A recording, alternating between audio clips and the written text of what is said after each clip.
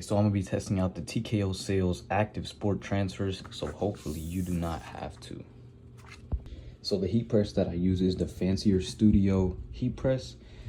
It does run a little bit less hot than other heat presses, so because of that I do have to adjust the time and temperature accordingly.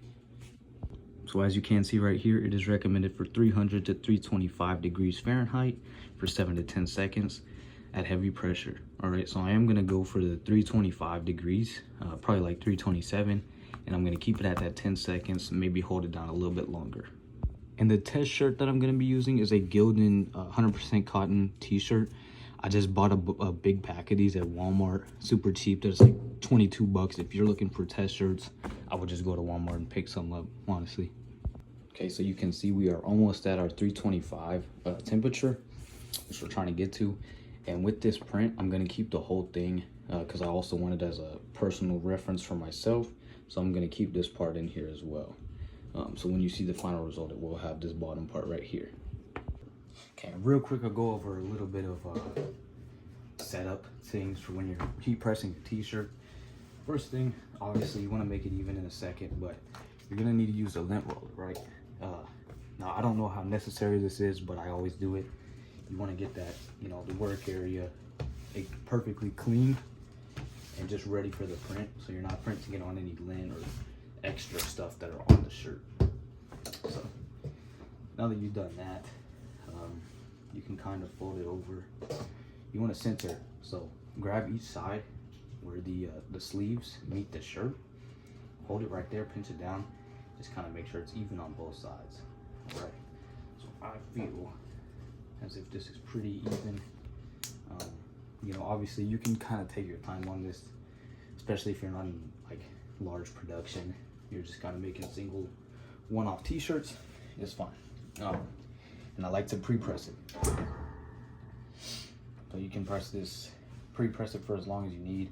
Sometimes there is built up moisture in here, so if you ever see it smoking, that is just moisture evaporating, right? You can see how flat that just made my t-shirt though, right? So now we're gonna take our transfer right here. It just says no more weeding. Obviously with heat transfer vinyl, you have to do a lot of weeding. So this is gonna be backwards. So we're gonna place it down on the shirt like so. Pretty centered already. So now you just gotta make sure your design is centered. You kind of do this just like this. Make sure your design is straight and make sure you have the same amount of distance on each side. So I use my hands. So I would say that is a pretty straight design. Okay, now during the heat press, I'm gonna take my glove right here, little heat glove that I have. I'm just gonna press it down like so.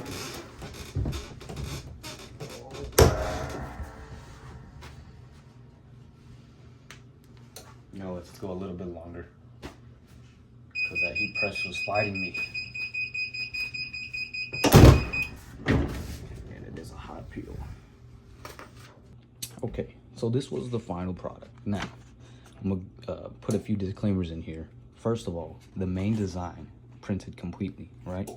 So only their little, you know, their thing didn't, okay? Which is not a huge deal breaker, okay?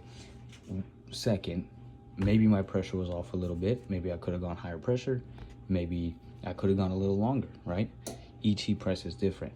So overall, I would say the fact that the main design printed really good, that's a win for me. All right, I would take this. And these transfers are super cheap depending on the size, right? So overall, I'm okay with this outcome. Obviously test it for yourself. Don't just completely take my word and this video. But yeah, overall, I would say it came out pretty decent. Real quick to follow up, I just went on the website, go to their Active Sport Classic. The application settings say do not use any extra covers, right? Now my heat press has covers already on it, okay, on both sides. Really, just this one matters because this is where the heat's coming from. So there you go, forewarning. Hope that helps.